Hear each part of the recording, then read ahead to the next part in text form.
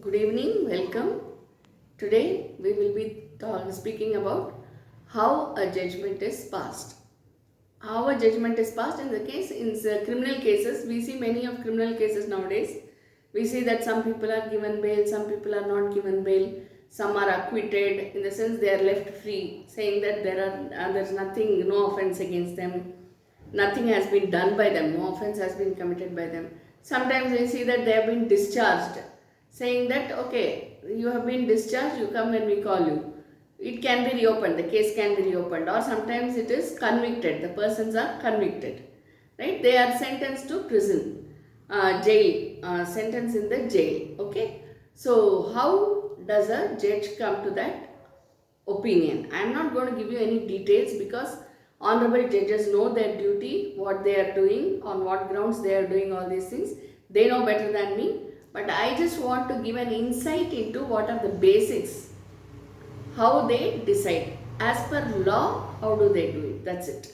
Okay. So, when a person is acquitted means what? He is left free completely, saying that okay, you have not done any offense, you may go back home. That is known as acquitting.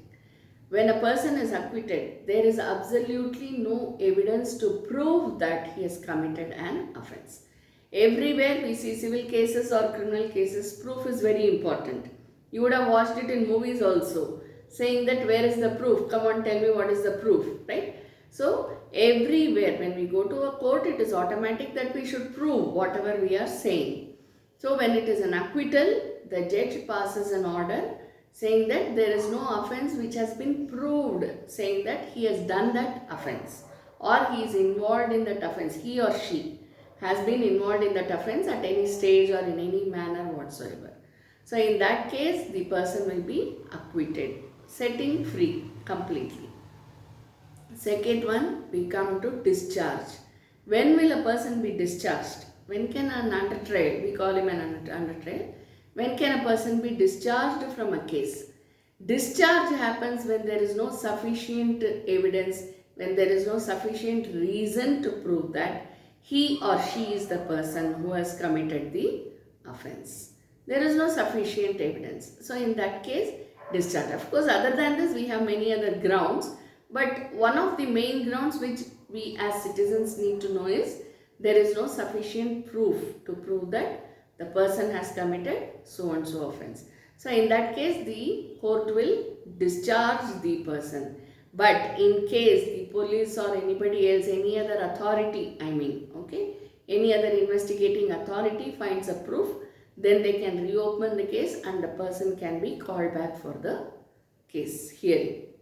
And then what about conviction? Conviction happens when it is totally proved. At least it is proved beyond reasonable doubt. That's how we say.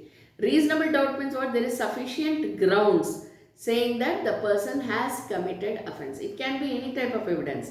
It can be eyewitnesses, it can be circumstantial evidence, or the very spot where the offense has been committed, it very clearly proves. You would have seen, again we go to the movies, you would have watched in the movies saying that some person would have left the glove in some place and then they look at the glove and the fingerprints and all those things we see in movies.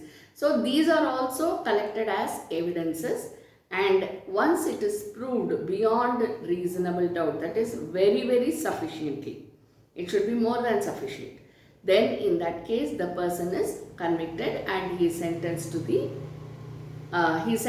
prison. Okay, he is sent to jail, saying that he has to serve so many years of imprisonment, or if it is probably 2 months or 3 months, then even that. So this is the basis on which the honorable judges either give a judgment for conviction or acquittal or discharge. I hope I have been a little clear in this, at least the basic information. Thank you.